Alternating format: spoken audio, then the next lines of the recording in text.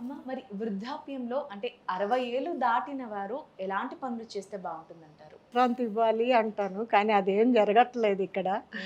హ్మ్. అదంతా కాదు గానీ, ఏదైనా ఎంతవరకు వెళ్ళిపోతుందంటే వృద్ధాప్యం వరమా, శాపమా అన్నంత వరకు వెళ్ళిపోతుంది. హ్మ్. ఎందుకంటే చాలామంది సరైన ప్లానింగ్ ఉండదు. హ్మ్.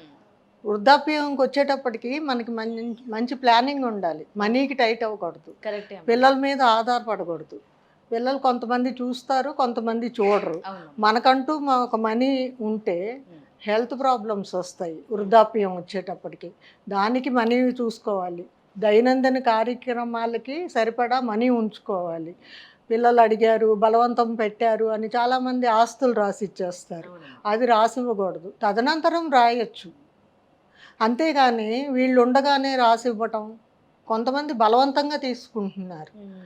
అప్పుడు గూడా ఎవరో ఒకళ్ళు హెల్ప్ తీసుకోవాలి గానీ, అలా ఇచ్చేయకూడదు. ఒకసారి ఇచ్చాక వాళ్ళని రోడ్ల మీద వదిలేస్తున్నారు, కాశీ తీసుకెళ్ళి వదిలేస్తున్నారు. హ్మ్. చాలా ఎలా ఉందంటే సమాజం ఘోరాతి ఘోరంగా ఉంటోంది. కరెక్టే అమ్మ. కరెక్టే. ఆ!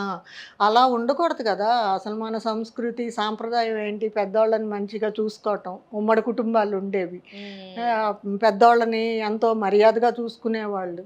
ఇప్పుడసలు పెళ్లి చేసుకోవటమే అత్తామామలు ఉండకూడదు అంటున్నారు.